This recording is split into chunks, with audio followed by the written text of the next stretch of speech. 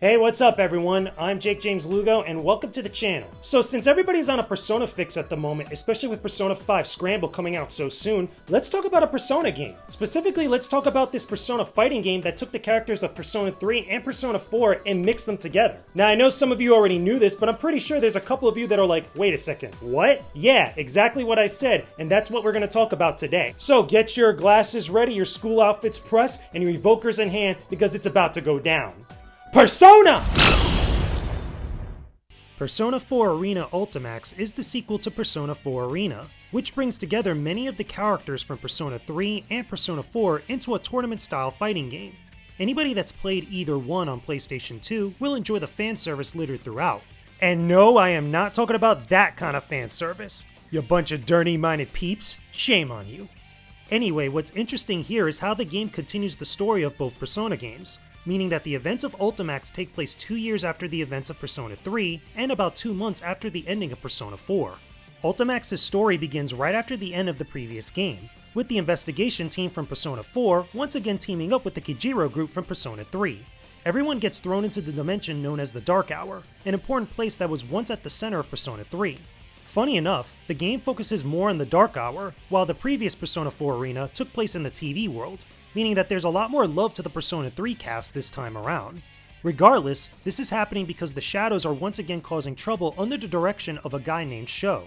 He somehow has gotten the Dark Hour to appear once again and forces everybody to compete in what's called the P1 Climax Tournament, a flashy competition that involves the Shadows and other dark magic. The Shadows are trying to steal fragments of everyone's personas, allowing Sho to summon a dark being that's powerful enough to destroy the world. It's up to both teams to fight back and prevent Sho from doing this, putting an end to the Dark Hour once and for all. I won't lie, the story is a bit shallow since we're not spending as much time with everyone as in the role-playing games, but the story has elements from what we're accustomed to. I honestly can't harp on it too much, mainly because this is a fighting game, and for a fighting game, it's a little bit more well thought out than most. I really love the style and flair of the Persona series, and I'm really glad to see it make the transition into a fighting game this smoothly. The visuals, the music, the character quirks, and even the anime cheesiness in some spots are all here, and I'm totally in for it. Say what you want about the story, but everything here still looks and feels like Persona, so nobody could really complain about that. Now I will say it is kind of cool to see all the different characters from Persona 3 and Persona 4 interacting with each other in a game that continues the continuity from their respective games. That is actually pretty darn cool. However, at the same time, the story that you're getting here is very shallow. It's nothing too crazy or in-depth or as good as what you got in Persona 3 or Persona 4. It's still a fighting game story at heart. It's not too bad, it's not garbage, but it's not really like up there with the best of other fighting game story modes. One thing I will say though is that it's cool to get some original characters in here that we haven't really seen before. Save or Labris from the original Persona 4 Arena, but still we get another character named Sho that helps drive the plot forward in the story mode. That's actually something cool and something that I'm pretty sure many fans of the series will appreciate. And speaking of the rest of the series, let's talk about something that the series really gets right, especially if you played some of the previous Persona games, and that's the music. Okay, the music from Persona has always been fantastic. I'm not kidding, it's super good. You gotta be crazy not to think so after listening to it. What's great here is how Ultimax remixes some of the popular tracks of the series. Admittingly, some music is pulled directly from the previous Persona 4 Arena, and there's some tracks taken directly from both Persona 3 and Persona 4, but I honestly don't care. They sound really good in this game. Seeing characters from the series in fighting game form with these awesome tracks in the background just flat out works. Ultimax also adds a few original tracks here and there that are pretty good, but I like the older music a little more. My favorite is the theme for Aegis, which is a remix to the track Heartful Cry from Persona 3.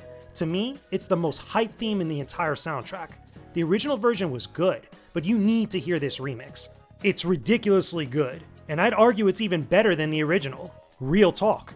Listen to it here for a second and you'll agree with me. You can thank me later in the comments.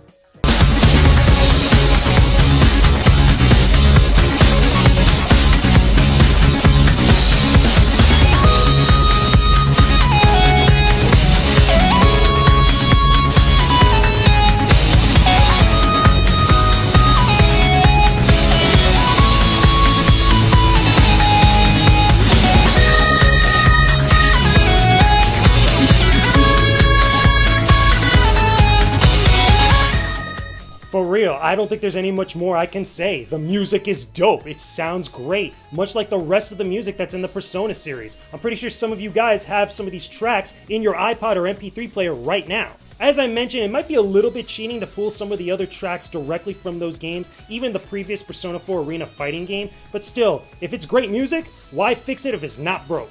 Anyway, besides all that, let's talk about gameplay, let's talk about the fighting, let's talk about the mechanics, and what makes this game so unique, especially for being a Persona game that's part of this series.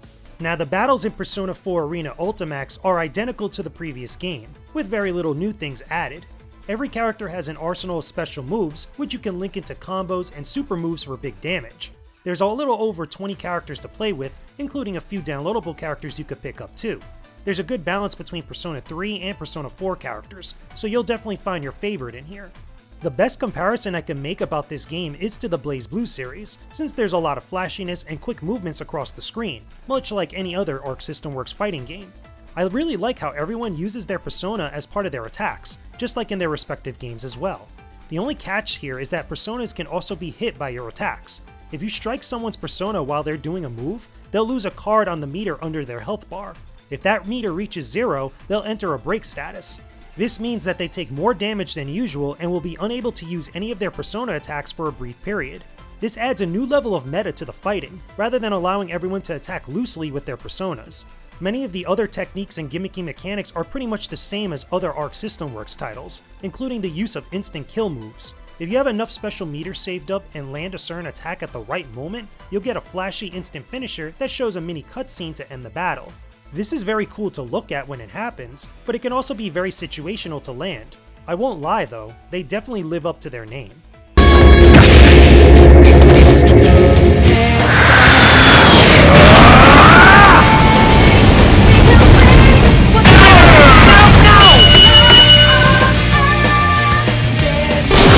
You're mine now.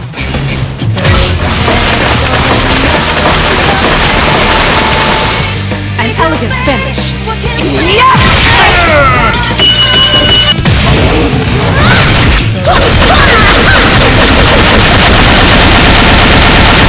Looks like you need punishing.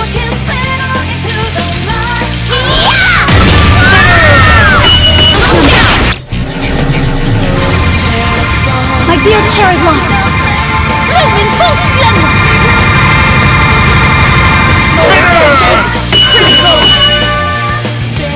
to bloom and then fall is their fate. I should also mention that the game has quick combos that you can do with one-button inputs.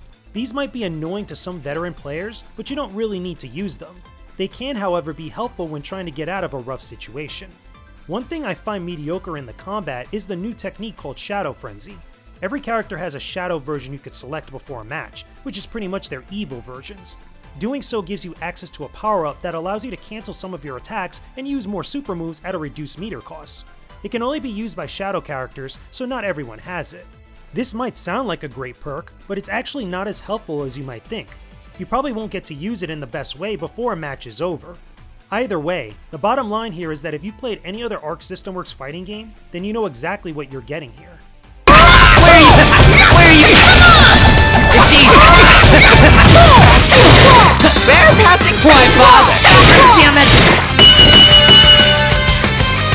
Now if I have one nitpick about this game with its gameplay and its roster, is that you don't see the main hero from Persona 3 or the female version from Persona 3 Portable. The one thing that bothers me is that both Labris and Sho get 2 slots, like 2 different versions of those characters. And I'm not talking about like their shadow version or anything, literally 2 character slots. And it feels like a waste because we could have had some more Persona 3 love or just, again, a more variety of characters included in the game. Maybe because of the continuity from Persona 3 and like how that story turns out, that kind of makes sense. But even so, this game is kind of like a little bit more fan servicey. It would have been cool as an unlockable to have that type of character in there and pretty much have every single character in both Persona 3 and Persona 4. Maybe it would have been interesting to have a created character or some sort of custom character that plays on that idea. Again, I don't know the mechanics or know like, the nuances of making something like that work, but as someone who has played Persona 3, Persona 3 Portable, Persona 4, Persona 4 Golden, and all the other like media that's associated with them, that would have been more fan service. That would have been really cool to have. One other thing I do want to mention is that the backgrounds are really freaking cool. They're pulled from different areas that you visit in Persona 3 and Persona 4.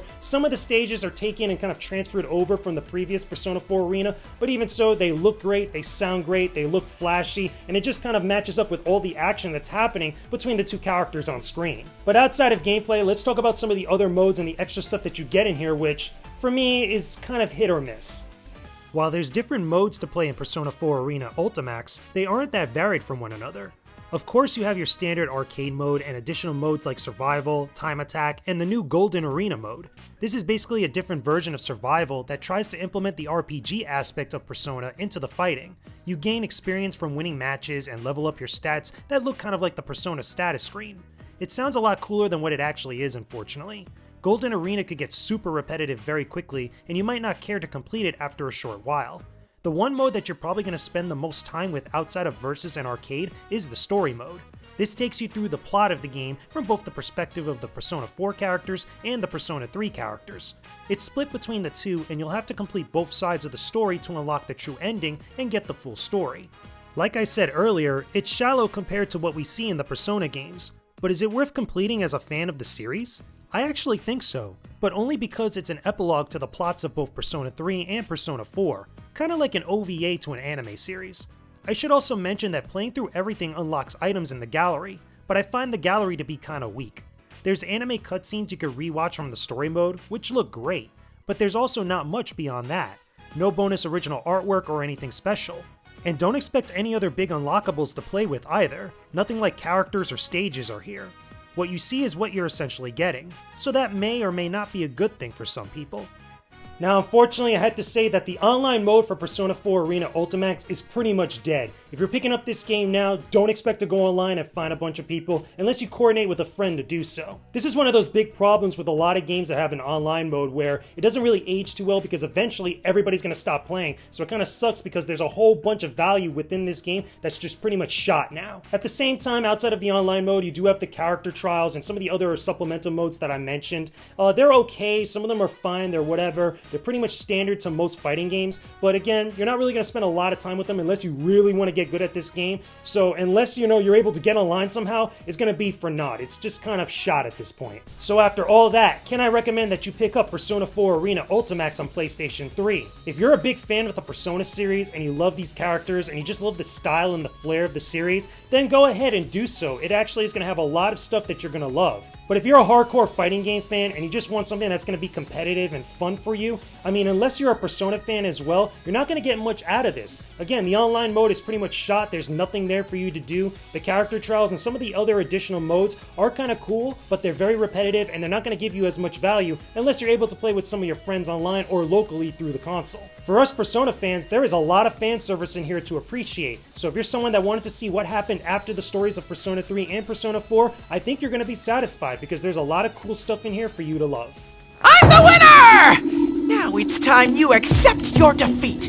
Give back the hostages and return the town back to normal. Way to make me mad. Enough with the shadow stuff! What? Now you're gonna act like a human? Anyway guys, those are my thoughts about Persona 4 Arena Ultimax on PlayStation 3. Again, as a Persona fan, I like it, I think it's cool, but for everybody else that just likes fighting games, this is kind of meh for you unless you're also a Persona fan as well. But as always, those are just my thoughts about this game. Let me know what you guys think about it down below in the comments section. Tell me, what are some of your favorite Persona games if you're a big Persona 3 or Persona 4 fan, some of your favorite characters, your story plot points, what are other anime games that you love or games that got adapted into a fighting game that you think that everybody should play? Tell me about all that stuff down below in the comments section. Thanks for watching this video, everyone. Go ahead and click the boxes on the side to see more videos and subscribe to my YouTube channel. Don't forget to go visit my Patreon page for exclusive gaming content that I know you'll really love. Hope you have a chill day. Peace out and stay epic, everybody.